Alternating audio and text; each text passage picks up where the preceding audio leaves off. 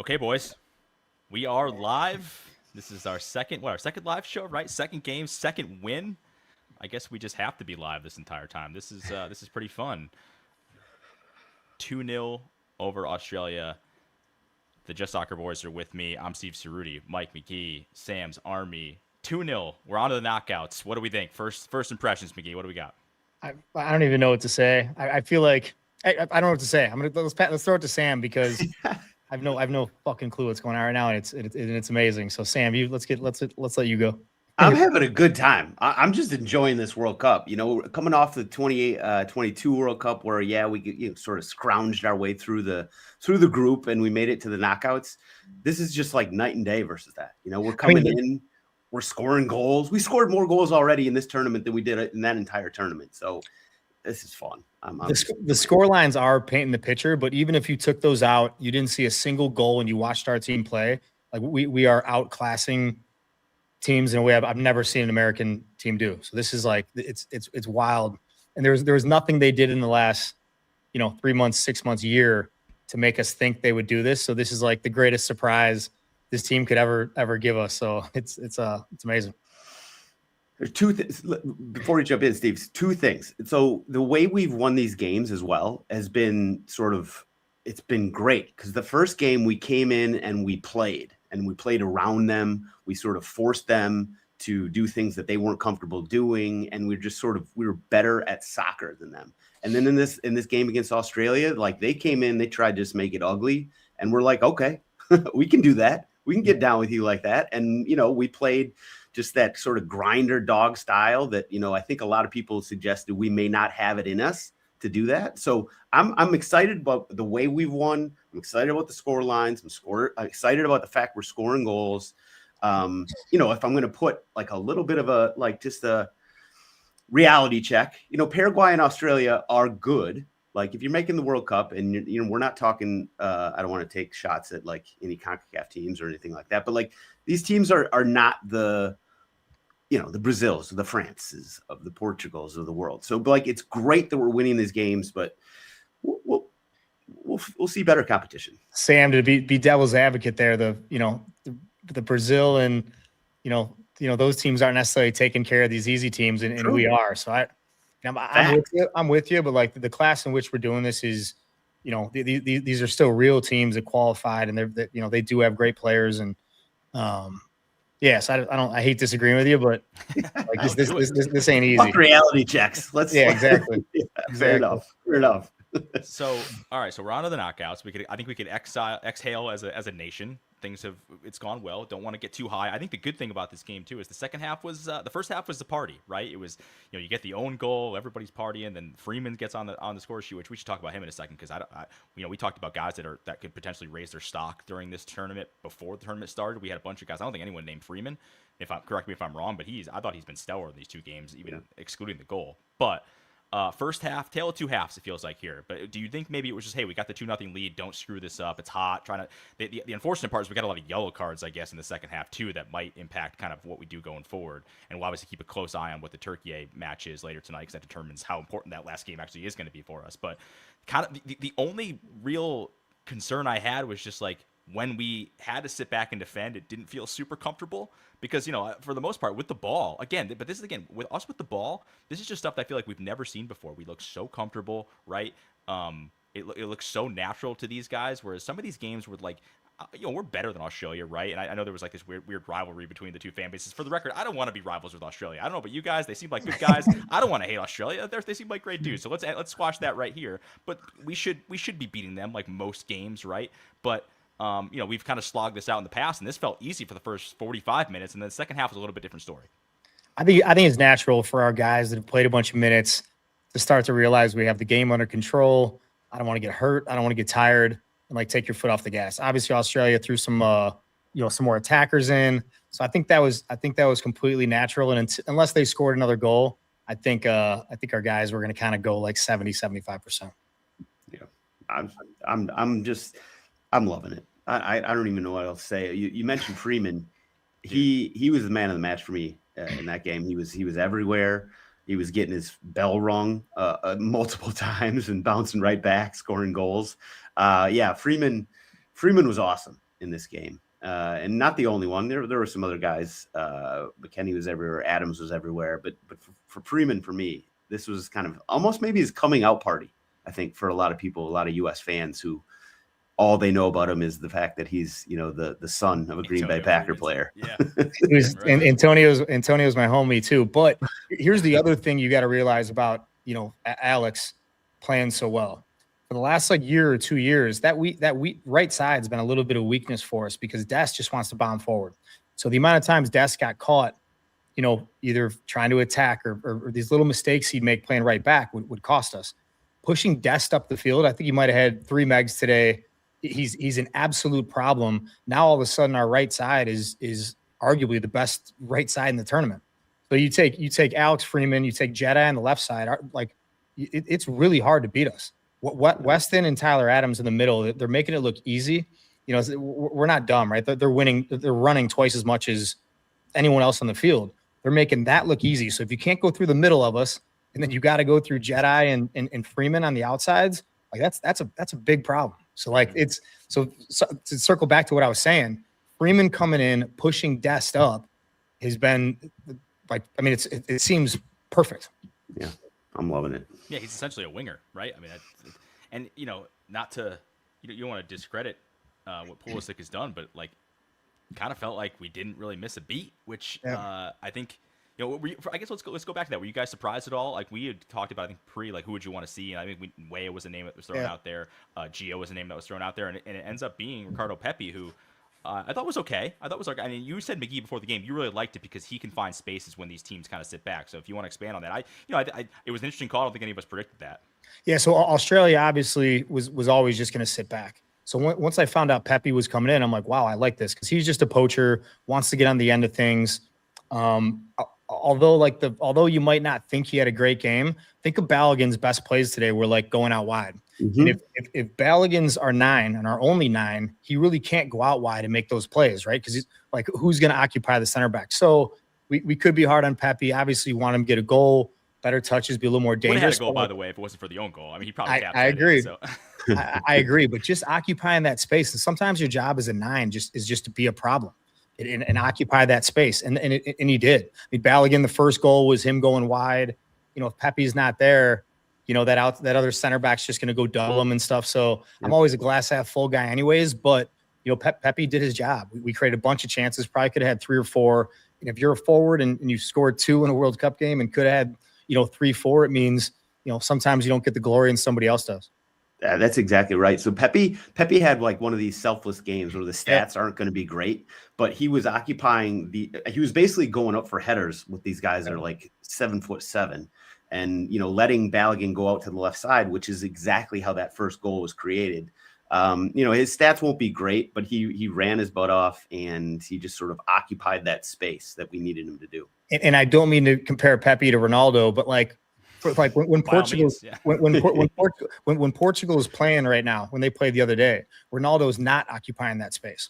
So now their entire back line can squeeze into the midfield or double wingers or be more aggressive pressing the ball. If Pepi or your 9 just keeps making runs behind the back line almost to a point where you think it's dumb, guess what? Their back line has to drop. And now space comes underneath, space is out wide. And this stuff matters. And obviously, Poach is a new style manager for us who sees these little brilliant things, and I guarantee you he's thinking the exact same thing. I bet you he's telling them that right now. Hey, I bet you wanted a goal. I bet you wanted to shine more, but what you did today for us was invaluable. So just for the record, McGee is saying that if Ricardo Pepi was Portugal's striker, they would be better. They would be more of a contender to win the World Cup. Correct? Is that what we'll make a quote card out of that? Listen, I'm wholeheartedly saying I would take Pepi over Ronaldo right now. Yes. Yes. I'm on board as that. Anybody who watched Ronaldo play in that first game sees that he's not the Ronaldo everybody remembers. Yeah, we can get to that. Well, we did a little bit of that with our guy Bones on the on the almost 2-hour pod that we did talking about all these teams. But we won't go 2 hours today. We'll trust you. We'll keep it kind of short here. But yeah, I think let's keep it with Poch too. I mean, just from first game to the second game, this team looks the same. They're sharp. Was McGee? Could you tell? Was the system? I mean, obviously, with 2 strikers up front, things kind of change. But you mentioned kind of Balogun going out wide. who do you think was like kind of occupying that pool of six space? Was it Balogun? Was it more Jedi? Like, or was it just kind of a totally different attack? Our outside backs got forward a lot. Like there was times where Freeman and Dest were almost like behind our forwards, and then Weston was like tucking back as a right back at times. I really think the confidence these players have is just go be dangerous and make a play, and then when the ball turns over, sprint. So like, I don't think one guy is like necessarily going to take Pulisic's job and like do it well, but everyone's just stepping up. There was times when it was 2-0 where we had the ball and weren't really in spots where we were like there was an immediate way for us to create a chance. We still had 7-8 guys either in the box or right near it, which is wild. Because usually in the past there's one guy there, maybe two. So watching us play with this much freedom is I mean it's bizarre for me to see, but you know at the end of the day it's exciting as hell. I think, and not to switch gears too much, but I do think the Turkey game is going to be a little different. I think we're gonna have to. I don't know what Pacha's going to do. I just trust him to do whatever he wants. It's going to be great.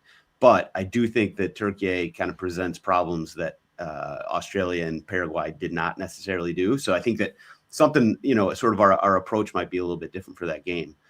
But whatever.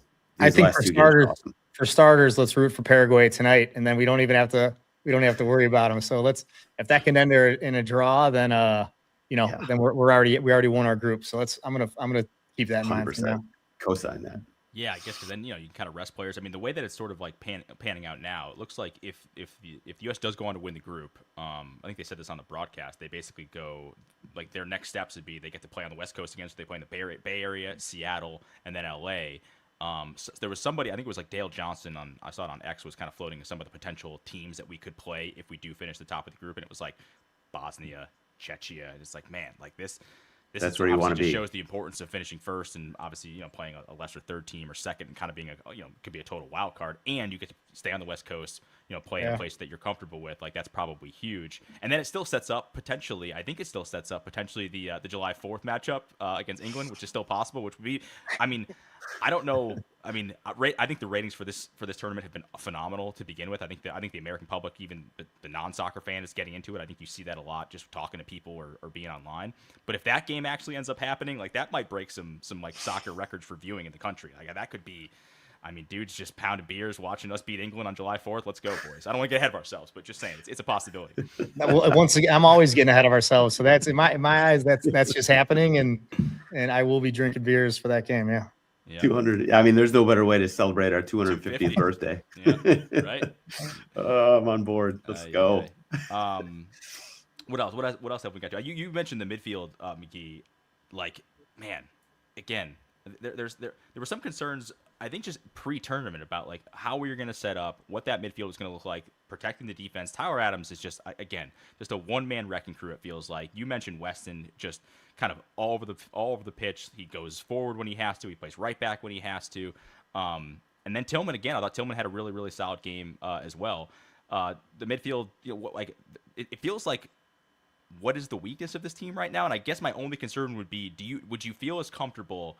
Can we play this style? I guess if we're looking forward to a potential bigger game against a big club or a big team, would you feel comfortable with this team having to sit back and defend? Like, we look really comfortable on the ball and being on the attack, but is that I guess the one thing that you would say, hey, the second half kind of exposed that a little bit, or no? No, I mean, listen, at the end of that game, guys were 100% thinking, can we just kind of coast this game out? I don't think Australia was being overly like. They were kicking our butts a little bit physically. Yeah, but it was almost more cheap shots. But as far as like creating great chances, yeah, I don't think that was indicative of how we'd play in a real game at all. I truly think 2-0, won our first game. Australia is not that dangerous. Let's just kind of absorb some pressure here and just coast this game out. So no, I think our team is built for that. I mean, Richards is great in the air. Freeman, we got speed. Tyler and Weston, I feel like, can defend all day. So no, I'm not nervous at all if we have to actually sit back. But on the flip side of that, I don't see a team right now that we can't possess the ball over long stretches against. So that's hopefully that negates that whole conversation. But there's no reason why we can't get large spells against top teams. I mean, have you listened to Zlatan or Thierry Henry or any like top soccer players talking about this team? They all see it too. This isn't this isn't just because we're playing Australia and in Paraguay. This is real soccer, like real touches and tight spaces and like fast decision making and overloading the field. Like I've never seen an American team overload every part of the field more than this team. Just never. When we attack, it's 8 guys in the box. When we defend, it's everyone, and then our 9s even on the right side of the field. Like when you have Poch? Do you think that's just all his mentality? Because I mean, again, like I know, like, you know, you have this is the pro Greg Berhalter podcast. This is not talking any bad things about him, but just like the change from how they played then versus now, like it does look, and it's a lot of the same players, obviously, like it looks kind of night and day. Do you think that's just Poch kind of like working his magic, or what do you think? Listen, we're gonna find out in the knockout game, but for now, like that overloading the field and everyone just running when the ball turns over, and when we attack, everyone attack. It's working. Now when we play, we're gonna find out if we got to play, Argentina, Spain, France, and now maybe they could break that pressure but like for now, it looks like this is going to work and be aggressive. And in his interviews, he's talking about winning the World Cup, right? If you want to, like, he'll literally say, guys, we're not here to go to the quarters, which is like the American thing to say, right? If we can just get to the quarters. He mentions winning the World Cup, and the way he's playing makes you think, shit, this team could maybe win the World Cup. And we're smiling while we say it. But if you took off the crest of every country playing here, and then you just watch the film, there's not one thing that would tell you we're not a top 4 team or semifinal team. Nothing. So your eyes don't lie to you. It's just, you put the American badge on, and then obviously you get, people hating on us and stuff. And even we are, accustomed to the team falling a little short, but no, every single sign, every touch, everything tells you that this team could play real soccer against anybody.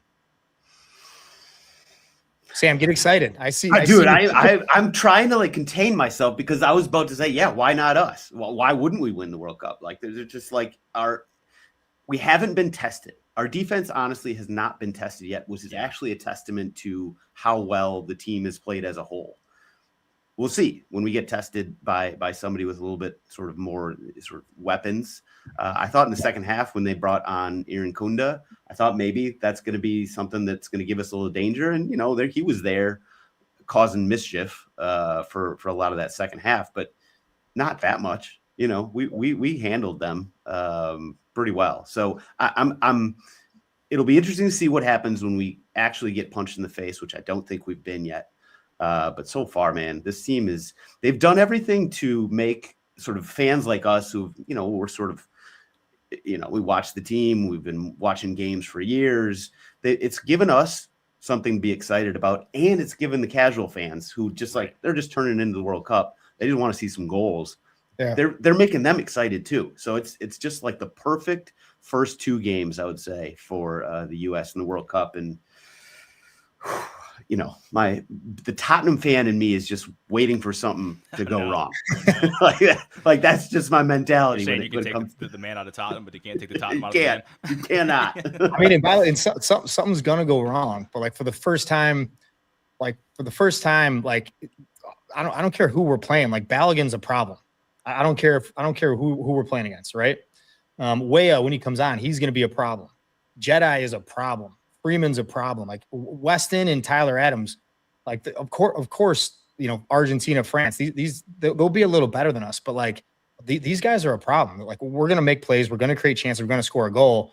It's not like back in the day where it's like, fuck, Brian McBride's got to win the header off a punt and we need to draw a foul. And then, something else crazy is going to happen. Like, I don't care what game we're in. Like we're going to get our chances and we're going to compete, which it's wild to think about. Not that I was ready to hate on this team, but there's not.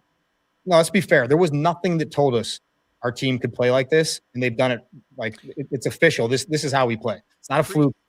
Yeah, sorry, go ahead. No, I would just say pre the friendlies. I think those 2 friendlies. I do think, and I know you're talking the send off. Yeah, exactly. The 2 send off games against a Senegal team that hey, listen, they should have probably been up against France in that first half, and then obviously Germany, who's, we scored a wonder goal, but I thought we played well in stretches of that game. I was with you. I was like, I don't really know what to expect. Like, certainly during the friendlies before that, it was like, hey, like, is Poch just kind of in over his head? Like, is the international thing just totally different? And once those tune-up games kind of happen, I was like, okay, like I'm actually optimistic now. Like the Senegal is a good team, as I just mentioned. So I think that kind of changed the tide, gave this team some confidence, and maybe even just like piqued the interest of a lot of fans, being like, oh, okay, like maybe this isn't the same old U.S. team. And honestly, credit to them because they've just been they've just taken it and run with it. And then to your point about like the Spains, the Portugals, or whatever, and the competition we've played, I mean, yeah, those two teams dropped points to Cape Verde and the Congo. So like those are two worst teams in technically, or at least in front of the world rankings, than what we played. So yeah, no, part of me is like I know what you're saying about like, hey, yeah, let's just have Turkey drop points, or have it be a draw and coast. But I don't know, like would it be interesting to like actually have that game mean something and just kind of keep the momentum going? Or is that a worry for you as a player, Mickey? Or would you rather just have the rest? Like this is the time I would love play the backups. I would love to give Tim Ream, as brilliant as he's playing, I would love to give him. I'd love to give him the day off. I mean, Chris Richards picked up a yellow. I don't even want a chance at him getting another yellow. Tyler Adams, he's a beast. I would love for these guys who have been doing it, in Europe all year at the top level and now doing the World Cup. Those guys are going to ball out in the knockout stage. So no, it wouldn't be the end of the world if we have to play that game and have to win, but let's give a couple guys a break if we can. Fair. What do you think? Do you think we see Pulisic in that game no matter what? No. I mean, the game we need to win, which like our coach understands, right, is a knockout game. You cannot risk him coming out of that game early. And if you're missing a game in the World Cup, it's not a weak injury, right? Like guys like real athletes, guys like Pulisic, they don't have 3-day injuries, 4-day injuries. Like so if he's missing a game and came out the other game, I got a feeling if he rushes it back even one day early, he could miss the rest of the tournament. So, and these other guys are playing well. The team's playing well. So if you could steal another game, I'm resting him until a knockout game. Yeah, that's fair. I'm not playing him at 80%, 85%, 90%. I mean, you still got Weah and Aronson, who could do a really good job, waiting to play. So no, I wouldn't risk him and then regret it when we have to now play, Netherlands or Belgium or Argentina, whoever, England. Like you need him in that game. Yeah, we got competent guys that can stay. You could just look at Tim Weah's face on the back. He's dying to play a game. So him, Aronson, Reyna, and we have options. So I think also you got to sit him if he's not anything less than 100%. Exactly. That's fair. Okay. What else do we miss, boys? I know we're at about almost 25 minutes. Did we ever think we'd be saying like rest guys in the group stage? I didn't see this coming. Well, I didn't see this coming ever. We haven't won 2 back-to-back World Cup games since 1930, I think is the stat, right? Which was 2 knockout games in a row, by the way. We finished 3rd that year.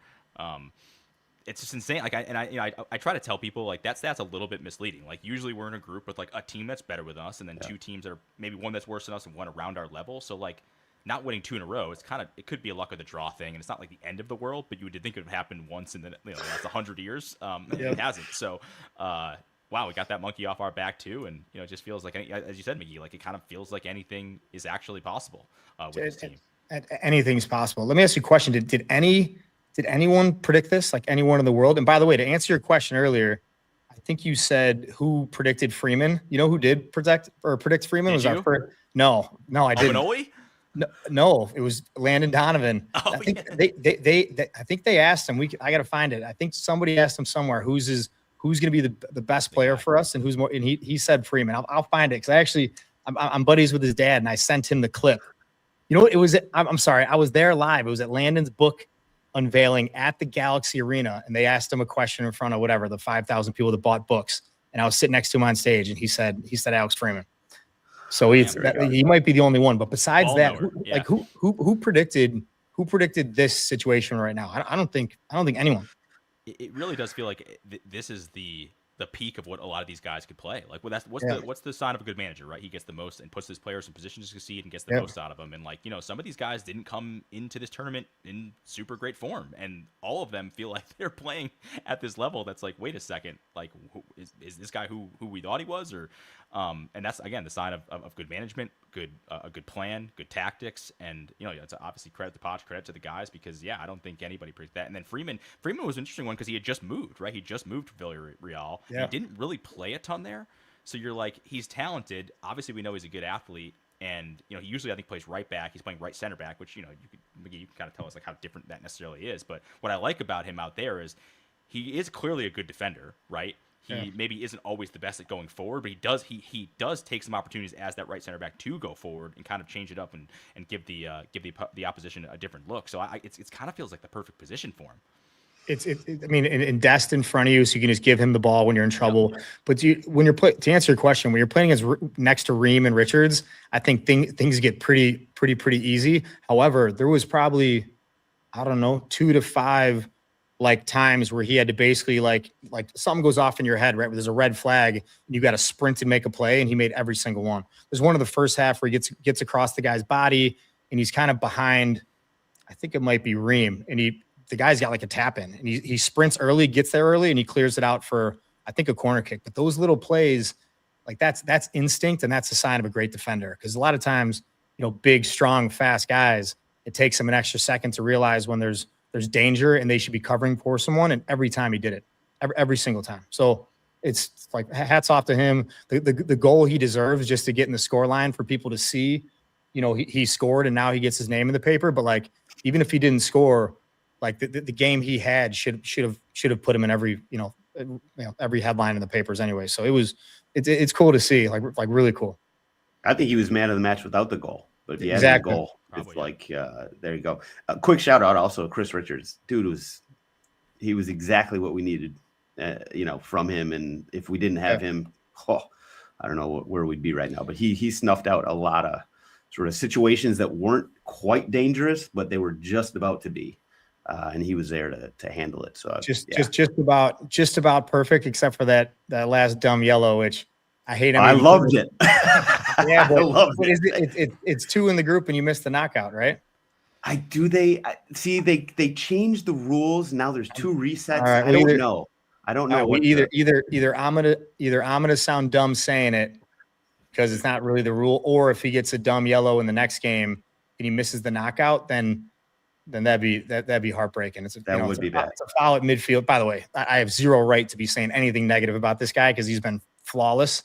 But that soft, dumb foul at midfield at the end of that game, the first thing came to my mind was, if we don't have him in a knockout game, we're in a little bit of trouble. But hopefully I'm wrong, which is usually I am wrong. So it's probably I'm looking up right on it. I think this basically says that. And again, this is Google AI, so who knows? Take this with a grain of salt. But I think this is correct, though. If you do get 2 yellow cards in the group stage, no matter when, you do miss the next game. Okay. So I think if he gets another one, he would miss. Yeah. So I don't know what minute it was, but it was just a clumsy, dumb foul when he hadn't taken a step wrong all tournament. So I'm trying to reverse jinx this. So next game nothing happens, and again, hopefully Paraguay gets the job done for us tonight. But I mean, literally, that's, I think, the only thing negative I could say in 2 games was that yellow card, and that's we would have taken that for sure. The bar is pretty low. I just loved it because you're right, honestly, in sort of the grand scheme of things, not great, but I just loved it because Iran Kunda was running around, fucking throwing elbows, hitting guys, and so Richard just gave him one forearm shiver to the face, and I was like, okay, I don't mind your that. place, buddy. Come on. I don't mind that. 2 things. We're keeping up with our CONCACAF brethren in Mexico, who are also on 6 points and have looked pretty good. And then obviously coming off the Canada result where they beat Qatar, 6-0. Although that was just an absolute shit show of a game for a lot of different reasons.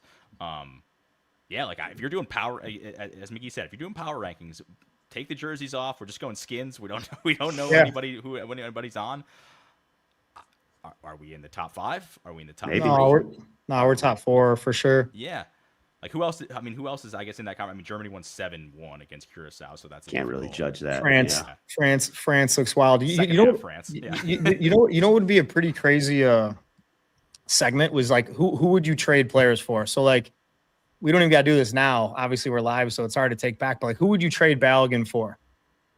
Because you would trade Ronaldo for Pepi. We have that on record.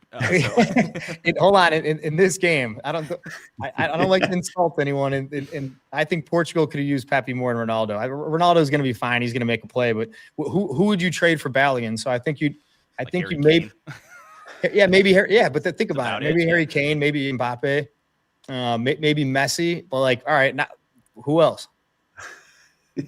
Nobody. He's our guy. He's ours. playing amazing. I love him.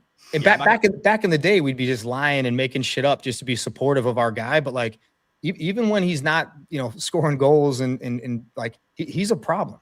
He's making runs. He's holding the ball up. Even the one time he wanted to take that big center back's head off, and when he realized that guy was twice his size, he's like smiling. Like his swag is just on a million. And if I'm his teammate, he's making me better because I'm like this dude's just gonna make a play. So I've never looked around and really thought that about our team. Like, there'd always be like, all right, we're overachieving as a group, like together we're fighting, scrapping, and have that American heart. And somehow now we have that, and our players are just better, noticeably better. So I don't know, Tyler Adams, Richards, like, I don't know who you, Jedi and Freeman, are they the two best outside backs in the World Cup? Maybe not, but like, the fact that we can say that with a straight face and like we're happy to mean it. Yeah, we have no qualms. Yep. Take the American jerseys off and take Jedi and Freeman. And you tell me if you had to take two outside backs from another team, like, I'm sure there might be one, but there sure as hell ain't four. There sure as hell ain't four teams. Freeman's obviously like the breakout guy, but I mean Jedi, like, to be fair, like you can make an argument he's the best left back in the last couple years in the Premier League, and that's not even just like with our red, white, and blue glasses on. That's like a legitimate thing. I mean, there are bigger clubs, Liverpool, sniffing around for him, so this isn't even something that should necessarily be surprising. I think the Dest thing is interesting because he, obviously he got injured, came back from the injury, and he still just looks electric, man. He looks like it's funny that this guy was at Barcelona when he was younger in his career. It's like, that's the kind of talent level this guy has. And again, it just adds to the list of like, this is why we've been so excited about this team for like 6, 7, 8 years. Cause like, this is what we are capable. Again, not every game. I don't think every game's going to be like this. It's not going to be a breeze all the time, but this is what it should look like when it's working, and it's clearly working right now.